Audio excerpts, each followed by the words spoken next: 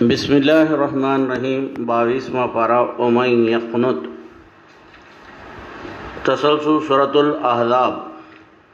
اے نبی صلی اللہ علیہ وسلم کی بیویوں تمام عورتوں جیسی نہیں ہوں، تمہارے مراتب سب کے مقابلے میں بلند ہیں۔ مردوں سے دبی دبی زبان میں بات نہ کرو، ادھر ادھر اپنی زیب و زینت دکھاتے نہ پھرو، بلکہ اپنے گھروں میں ٹھہری رہو، نماز اور روزے کی پابند ہو جاؤ، اللہ اس کے رسول کی اطاعت میں ہمیشہ سرگرم و مستعد رہو۔ بے شک مومن مرد اور مومن خواتین اطاعت شیار، راست باز، صابر و شاکر ہوتے ہیں۔ یہ اللہ کے آگے جھکنے والے، صدقہ دینے والے، روزہ رکھنے والے، اپنی شرمگاہوں کی حفاظت کرنے والے اور اللہ کو بکثرت یاد کرنے والے ہوتے ہیں۔ ان کے لیے مغفرت ہے اور اجر بے پایاں۔ محمد صلی اللہ علیہ وسلم کی کوئی اولاد نرینہ نہیں، وہ رسولوں اور نبیوں کے سلسلے کو ختم کرنے والے ہیں اور شریعت کی تکمیل آپ کے ذریعے ہی ہوئی ہے۔ اس لیے یہ بات ضروری تھی کہ جاہلیت کے زمانے کے جتنے بھی رسم و رواج ہیں ان سب کو باطل اور لغو قرار دیا جائے۔ مثلا منہ بولے بیٹے کی مطلقہ بیوی سے نکاح، چنانچہ اللہ سبحانہ نے اپنے نبی صلی اللہ علیہ وسلم کو زینب رضی اللہ تعالیٰ عنہ سے نکاح کی اجازت دے دی، جبکہ آپ صلی اللہ علیہ وسلم کے منہ بولے بیٹے زید نے طلاق ان کو دے دی تھی۔ محمد صلی اللہ علیہ وسلم کو اللہ نے بشارت دینے والا، گواہی دینے والا، ڈرانے والا، دعوت دین دینے والا اور روشن چراغ بنا کر بھیجا ہے۔ اللہ اس کے فرشتے آپ صلی اللہ علیہ وسلم پر درود بھیجتے رہتے ہیں۔ اہل ایمان کو چاہیے کہ وہ بھی آپ پر درود و سلام بھیجتے رہیں۔ اللہم صلی علی سیدنا و شفیعنا مولانا محمد بارک وسلم۔ اللہ کو بکثرت یاد کرتے رہیں، صبح و شام اس کی تسبیح کرتے رہیں۔ نکاح کے بعد عورت کو ہاتھ لگانے سے پہلے اگر طلاق دی جائے تو اس کے لیے کوئی عدت نہیں، کچھ دے دلا کر بھلے طریقے سے اسے رخصت کر دو۔ 4 سے زائد بیوی کی اجازت نبی کو خصوصی طور پر دی گئی۔ حضرت زینب آپ کی 5ویں زوجہ تھیں، لیکن یہ اجازت مسلمانوں کے لیے نہیں ہے۔ مسلمانوں کو آداب سکھائے گئے ہیں کہ وہ نبی کے گھر میں بھی بلا اجازت نہ جائیں اور نہ کھانے کا وقت دیکھ کر آپ صلی اللہ علیہ وسلم کے ہاں پہنچیں۔ کھانے پر مدعو کیا جائے تو ضرور جائیں، لیکن کھانے سے فارغ ہوتے ہی واپس ہو جائیں۔ بلا ضرورت باتوں میں نہ لگ جائیں، تمہاری ان باتوں سے نبی کو زحمت ہوتی ہے، لیکن وہ مروت و تکلف کی وجہ سے کچھ نہیں کہہ پاتے، اس لیے اللہ کے رسول صلی اللہ علیہ وسلم کو تکلیف نہیں دینی چاہیے۔ ان کی ازواج سے نکاح نہ کرو، اللہ کے نزدیک یہ بہت بڑے گناہ کی بات ہے۔ مومن خواتین کو چاہیے کہ وہ اپنے اوپر اپنی چادروں کے پلوں لٹکایا کریں تاکہ ان کو مومن خواتین کی نمایاں اور ممتاز حیثیت سے پہچانا جا سکے اور کوئی انہیں چھیڑنے کی ضرورت نہ کر سکے۔ خالق و ارض نے اختیار و ارادے کی امانت کا بار آسمانوں، پہاڑوں اور زمین پر رکھنا چاہا، لیکن وہ اس عظیم ذمہ داری سے گھبرا کر آمادہ نہ ہوئے۔ اس بار امانت کو اٹھانے کے لیے آگے بڑھنے والا انسان ہی نکلا جس کے ظلم و بربریت اور اس کی جہالت کی کتنی ہی داستانیں سینہ گیتی میں مستور ہیں۔ سورۃ السبا۔ عالم الغیب پروردگار کی قسم ہے کہ قیامت ضرور آ کر رہے گی تاکہ ایمان لانے والوں اور نیک عمل کرنے والوں کو جزائے عظیم سے نوازا جائے اور ان لوگوں کو دردناک عذاب میں گھیر لیا جائے جنہوں نے اللہ کی آیات کو زیر کرنے اور جھٹلانے میں اپنی پوری توانائیاں جھونک دیں۔ منکرین حق طنز و استہزاء کے انداز میں کہتے ہیں کہ یہ نبی جھوٹ کہتے ہیں، انہیں دراصل جنون لاحق ہو گیا ہے۔ بھلا مرنے کے بعد جبکہ جسم کا ذرہ ذرہ منتشر ہو چکا ہوگا کوئی دوبارہ کیسے زندہ ہو سکے گا؟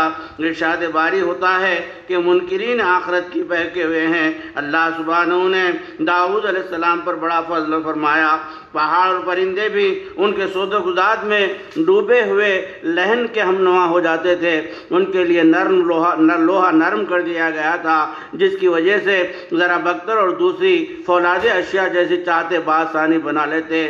حضرت سلیمان علیہ السلام کے لیے اللہ تعالیٰ نے ہواؤں کو ان کا تابعدار بنا دیا، دور دور تک سمندروں میں ان کے بحری بیڑے متحرک رہتے تھے اور بعد موافق ہمیشہ ان کے بحری بڑوں کا ساتھ دیتی تھیں۔ ان کی مملکت خدا داد میں سیال تانبے کے چشمے رواں کر دیے گئے تھے جس سے وہ طرح طرح کی چیزیں بنوا لیتے، جس نے خداوندی پر سارے جنات ان کے مطیع و فرما بردار ہو گئے تھے۔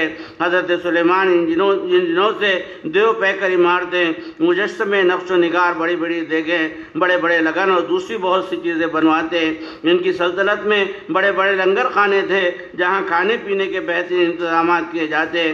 جنوں کا ایک گروہ کسی عمارت کی تعمیر کا کام انجام دے رہا تھا تھا۔ ایک دن جبکہ حضرت سلیمان حسب معمول اپنا عصا کا ٹیک لگائے کام کی نگرانی کر رہے تھے کہ اچانک پیام اجل آ گیا اور ان کی وفات ہو گئی، لیکن عصا کا سہارا کچھ ایسا متوازن تھا کہ آپ جوں کہ توں کھڑے رہے۔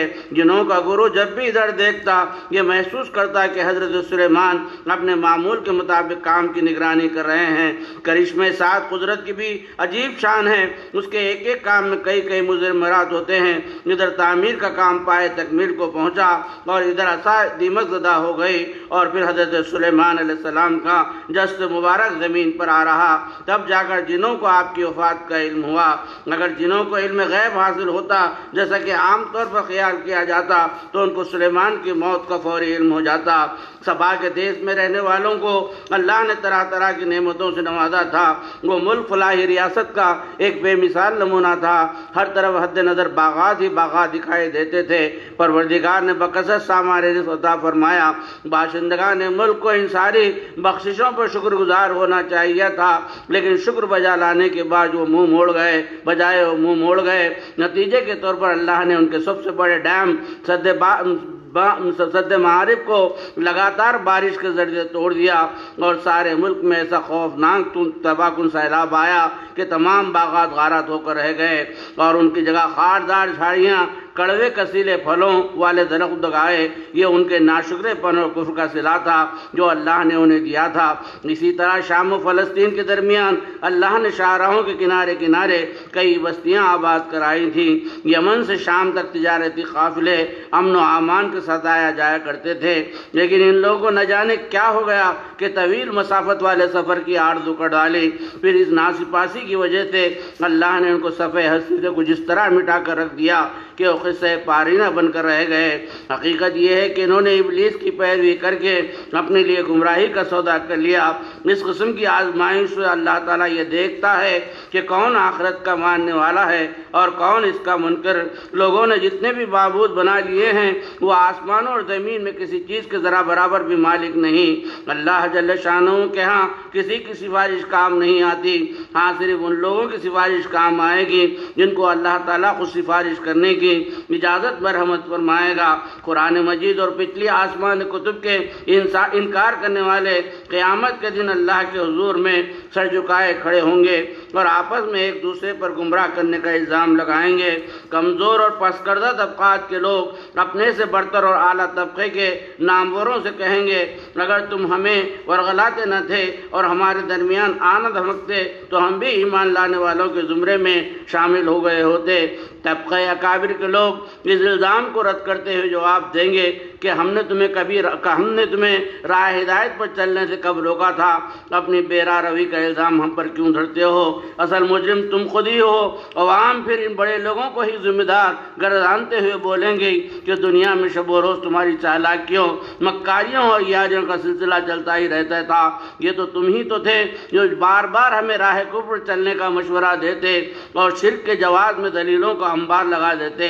الغرض عذاب کو اپنے سامنے دیکھ کر یہ دونوں گروہ آپس میں اس طرح نوک جھوک کرنے لگیں گے، پچھتانے لگیں گے، یہاں تک کہ ان کے گلے میں توق ڈال دی جائے گی۔ اس معمور عالم میں جب بھی خدا کے کسی رسول نے پیام حق دیا تو بستی کے خوشحال اور کھاتے پیتے لوگوں نے اس دعوت کی مخالفت کی اور کہا ہم تم سے کہیں زیادہ مال والے ہیں اور زیادہ اولاد والے ہیں، ہم نہیں سمجھتے کہ ہمیں کسی قسم کی سزا ملے گی۔ قرآن ان گمراہ کن خیالات کی تردید کرتے ہوئے کہتا ہے کہ رزق کی تنگی یا کشادگی بالکل اللہ کے ہاتھ ہے۔ دولت و ثروت کی بہتات اور اولاد کی کثرت اللہ سے قرب نہیں کرتی۔ دولت و ثروت کی بہتات اور اولاد کی کثرت اللہ سے قرب نہیں عطا کرتی۔ اللہ سے قرب کرنے والی شے دولت ایمان اور عمل صالح ہے۔ قیامت کے دن اللہ سبحانہ فرشتوں سے پوچھے گا کیا یہ لوگ تمہاری عبادت کیا کرتے تھے؟ فرشتے دستبستہ عرض کریں گے نہیں مالک، یہ لوگ تو جنوں اور شیاطین کی بندگی بجا لاتے تھے۔ منکرین حق قرآن کی آیات مقدسہ کے بارے میں کہا کرتے کہ ان کے ذریعے ہم کو ان کے معبودوں سے الگ کیا جا رہا ہے، جن کی پرستش کی روایت ہمارے آبا و اجداد کے زمانے سے چلی آ رہی ہے۔ یہ قرآن کچھ نہیں ہے، بس ایک من گھڑت چیز ہے۔ اے حق کا انکار کرنے والوں، ذرا ٹھنڈے دل سے سوچو تو صحیح کہ نبی صلی اللہ علیہ وسلم میں وہ کون سی بات ایسی ہے جس کو جنوں کہا جا سکتا ہے؟ یہ پیغمبر تو تمہیں خوفناک عذاب کے بارے میں پیشگئی آگہی دے رہے ہیں۔ پھر اس پر بھی غور کرو کہ وہ دعوت دین کے کسی معاوضے کے تم سے طلبگار نہیں۔ نبی صلی اللہ علیہ وسلم کے شایع شان اجر دینے والا اللہ ہے۔ قیامت کے دن کفار اور مشرکین سخت گھبرائے ہوئے ہوں گے، بچ کر نکل بھاگنے کا کوئی راستہ نہ ہوگا۔ پھر جب یہ سب کے سب پاؤں بازو لا کر دیے جائیں گے تو تب ایمان لانے کی بات کریں گے، لیکن گیا وقت کہاں آتا ہے۔ یہ تو وہ لوگ ہیں جو دنیا میں کفر و شرک کے امام بنے ہوئے تھے، بلا کسی تحقیق کے اٹکل سے تیر تکے چلایا کرتے تھے، نت نئے فلسفے گھڑ لیا کرتے تھے۔ واقعہ یہ ہے کہ لوگ شکوک ہی شکوک میں گرفتار رہتے تھے۔ سورۃ الفاتر تمام تعریفیں اللہ کے لیے ہیں، وہ خالق و ارض سما ہیں۔ پیغام رسانی کے لیے اسی نے فرشتوں کو مامور کیا ہے۔ ان فرشتوں میں بعض کے دو بازو ہیں، بعض کے تین اور بعض کے چار۔ اللہ سبحانہ اگر در رحمت کو وا کرنا چاہے تو کوئی اس کو بند نہیں کر سکتا، اگر وہ بند کر دے تو کوئی کھولنے والا نہیں۔ اس کا وعدہ اٹل اور سچا ہے۔ دنیاوی کی زندگی کے دھوکے میں نہ آؤ اور نہ ہی اس بڑے مکار اور ازلی دشمن شیطان کے جال میں پھنسو۔ گمراہ اور غلط کار لوگوں کو ان کے برے اعمال بڑے خوشنما بنے دیے جاتے ہیں۔ جس طرح زمین کے بنجر اور ویران خطوں میں باران رحمت سے نئی زندگی کی روح مسکرا اٹھتی ہے، اسی طرح قبرستانوں اور مرگڑوں کے اجڑے دوائر سے قیامت کے دن نئی زندگی کی کوپلیں پھوٹیں گی اور سارے انسان امبو درمبو جی اٹھیں گے۔ یاد رکھو ساری عزتیں صرف اللہ ہی کے لیے ہیں۔ پاکیزہ قول اور پاکیزہ فعل وہ چیز ہے جو اللہ تک رسائی کی راہ پاتی ہے اور شرف قبولیت حاصل کرتی ہے۔ اللہ تعالیٰ نے انسان کو سب سے پہلے مٹی سے بنایا، پھر نطفے سے اس کی اتنی نسل پھیلا دی کہ عورت اور مرد کے بے شمار جوڑے وجود میں آ گئے۔ عورت کا حاملہ ہونا، بچے کو جنم دینا، اس طفل شیر خار کی عمر کا حساب، یہ ساری باتیں اللہ کے علم میں ہوتی ہیں اور یہ کتاب میں لکھی ہوئی ہیں۔ پانی کے بعد ذخیرے شیریں ہوتے ہیں اور بعض تلخ اور کسیلے۔ ان ذخیرے آب سے تر و تازہ بافراد دستیاب ہوتا ہے۔ ان ذخیرے آب سے تر و تازہ گوشت بافراد دستیاب ہوتا ہے۔ انہی سے زیب و زینت کی بے شمار چیزیں موتی وغیرہ حاصل ہوتی ہے۔ تلاش معاش میں نکلے ہوئے لوگوں کی کشتیاں اسی میں بہتے رہتی ہیں۔ رات اور دن، چاند و سورج سب کے سب اپنے اوقات کے پابند ہے۔ ایک ثانیے کے لیے بھی کوئی آگے پیچھے نہیں ہوتا۔ جس نے یہ سارے کام کیے ہیں وہی پروردگار ہے، وہی حاکم و فرمانروا ہے، وہی مالک حقیقی ہے۔ اس کے علاوہ جتنے بھی فرد معبود گھڑ لیے گئے ہیں وہ پرکا کے بھی مالک نہیں ہیں۔ وہ نہ تو تمہاری پکار سن سکتے ہیں اور نہ کوئی جواب دے سکتے ہیں۔ اے افراد نسل انسانی، تم سب اللہ کے محتاج ہو اور وہ بے نیاز اور مستغنی ہے۔ قیامت کے دن کوئی کسی کا بار نہ اٹھائے گا، خواہ وہ کتنا ہی قریبی رشتہ دار کیوں نہ ہو۔ اللہ کی ہدایات پر عمل کرنے والے لوگ بن دیکھے خدا پر ایمان لاتے ہیں، اس سے ڈرتے ہیں اور نمازوں کا اہتمام کرتے ہیں۔ یہ کائنات مجموعہ ازداد ہے، اس میں روشنی بھی ہے اور ظلمت بھی، دھوپ بھی ہے اور سایہ بھی، بینا بھی ہے اور نابینا بھی، زندہ بھی ہے اور مردہ بھی، بالکل اسی طرح ایمان بھی ہے اور کفر بھی۔ جو لوگ اہل علم ہیں وہ اللہ سے ڈرتے ہیں، وہی انسانیت کے گلے سرسبز ہیں، وہی علماء کہلانے کے مستحق ہیں۔ جو لوگ قرآن کی تلاوت کرتے ہیں، نماز پڑھتے ہیں اور اللہ کے دیے ہوئے رزق میں سے پوشیدہ اور علانیہ طور پر راہ خدا میں خرچ کرتے ہیں، وہ دراصل ایسی تجارت کر رہے ہیں جس میں خسارے کا کوئی کھٹکا نہیں۔ اللہ تعالیٰ ان کو پورا اجر دے گا، بلکہ اپنے فضل عظیم سے انہیں بہت کچھ عطا کرے گا۔ جنت الفردوس میں ان خوب کاروں کو سونے کے کنگنوں اور موتی والے زیورات سے آراستہ کیا جائے گا اور ان کی زبانیں اپنے پروردگار کی حمد و ثنا کی زمزموں میں ڈوبی ہوئی رہیں گی۔ ادھر اہل جہنم کا قصہ پاک نہ کیا جائے گا کہ وہ مر جائیں اور نہ ان کے عذاب میں کسی قسم کی تخفیف ہی ہوگی کہ وہ رو رو کر چیخ کر فریاد کریں گے، پروردگار اس جنجال سے ہمیں نکال دے، ہم نیک اعمال کرنے والے بنیں گے، مالک کے حقیقی کی طرف سے جواب آئے گا، نیک عمل کرنے کے لیے تمہیں ایک عمر عطا کی گئی تھی، تمہارے پاس ڈرانے والا بھیجا گیا تھا، اب تمہارا یہاں کوئی بھی حمایتی نہیں، چکو عذاب کا مزہ۔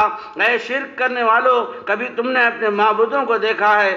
آسمانوں اور زمین میں انہوں نے آخر کیا پیدا کیا ہے؟ کیا دونوں جہان کے پروردگار نے ان کو خدائی کا کوئی سرٹیفکیٹ دیا ہے؟ کچھ نہیں، یہ ظالم مشرک ایک دوسرے کو فریب دیے جا رہے ہیں۔ سن لو، وہ اللہ ہی ہے جو زمین و آسمان کو ٹل جانے سے روکے ہوئے ہے، اگر وہ ٹل جائیں تو اللہ کے سوا اور کوئی نہیں جو انہیں تھام سکے، اس کی سنت کبھی نہیں بدلتی۔ اگر وہ لوگوں کو ان کے اعمال پر گرفت کرنا شروع کر دے تو دنیا میں ایک شخص بھی زندہ رہنے نہیں پائے گا۔ وہ تو اللہ کا قانون مہلت ہے جس کی وجہ سے فوری گرفت نہیں ہوتی، پھر جب مہلت کا وقت ختم ہو جاتا ہے تو اپنے بندوں میں سے ایک ایک کو دیکھے گا کون کس پاداش کا مستحق ہے۔ سورہ یاسین۔ قرآن حکیم گواہ ہے، لا ریب محمد صلی اللہ علیہ وسلم اللہ کے رسولوں میں سے ایک ہیں۔ اس کتاب کے ذریعے ایک ایسی قوم کو غفلت سے ہوشیار کیا جا رہا ہے جس کے آباء اجداد کو کبھی ڈرایا نہیں گیا تھا، لیکن منکرین کی گردن تکبر کی وجہ سے اکڑی ہوئی ہے۔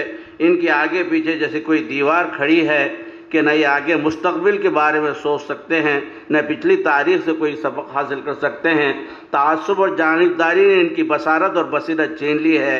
ایک بستی میں اصلاح و ہدایت کے لیے اللہ نے 2 رسول بھیجے، پھر ان کی مدد کے لیے ایک اور رسول کو بھیجا، لیکن بستی والوں نے انہیں جھٹلایا، انہیں اپنے لیے فعال بٹ ٹھہرایا اور انہیں دھمکی دی کہ اگر وہ اپنی تبلیغ دین کا مشغلہ ترک نہ کر دیں تو انہیں سنسار کر دیا جائے گا۔ اسی دوران میں ایک شخص دوڑتا ہوا اپنی قوم کے لوگوں کو تاکید کی کہ وہ ان رسولوں کی بات مانیں، ان کی پیروی کریں، یہ رسول کی سچی باتیں ہیں، سیدھا راستہ بتاتے ہیں اور تم سے کوئی معاوضے کے طلبگار نہیں ہیں۔